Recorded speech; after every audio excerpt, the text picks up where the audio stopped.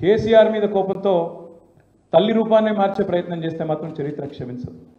తెలంగాణ తల్లి రూపాన్ని మార్చే ప్రయత్నం నాకు తెలియక అడుగుతా, వాళ్ళ భారతదేశంలోనే అత్యంత సుసంపన్నమైన రాష్ట్రం, నా లెక్క కాదు, రిజర్వ్ బ్యాంక్ ఆఫ్ ఇండియా లెక్క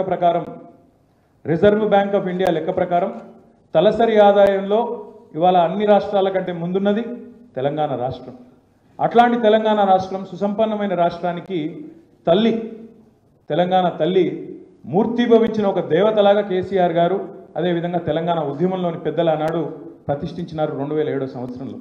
అప్పుడెప్పుడో దాశరథి గారు, ఆ తర్వాత రావెల్ల వెంకటరామారావు గారు ప్రస్తుతించినట్టుగా మా తెలంగాణ తల్లి కంజాతవల్లి అన్నట్టుగా బ్రహ్మాండంగా ఇక్కడి సమాజం యొక్క ఒక ఆశయాన్ని, ఇక్కడి సమాజం యొక్క ఔన్నత్యాన్ని, తెలంగాణ ప్రాంతం యొక్క గొప్పతనాన్ని ఒక ఆస్పిరేషనల్, ఒక వాల్యూగా, ఆస్పిరేషనల్ చిహ్నంగా తెలంగాణ తల్లిని ప్రతిష్ఠించుకున్నాం.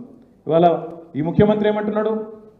అత్యంత సుసంపన్నమైన రాష్ట్రమైన తెలంగాణ తల్లి, ఈ తెలంగాణ రాష్ట్రానికి తల్లిగా ఉండే తల్లిని కేవలం ఇక్కడి పేదరికానికి, ఇక్కడ ఉండే సమస్యలకు చిహ్నంగా నేను ప్రతిష్ఠిస్తా అని చెప్పి ముఖ్యమంత్రి అంటా ఉన్నాడు. రూపుమాపుతా అంటా ఉన్నాడు, రూపు మారుస్తా అంటున్నాడు.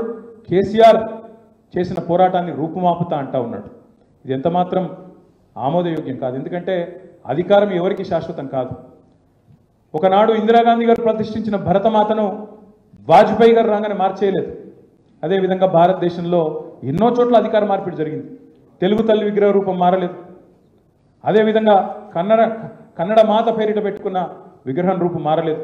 కానీ ఇక్కడ ముఖ్యమంత్రి ఎంత కురుసబుద్ధి, ఎంత లేకి వ్యక్తి అంటే కేసీఆర్ మీద కోపంతో ఆఖరికి తెలంగాణ తల్లిని కూడా ఇవాళ మార్చే ప్రయత్నం ఏదైతే చేస్తున్నాడో చరిత్ర క్షమించదు.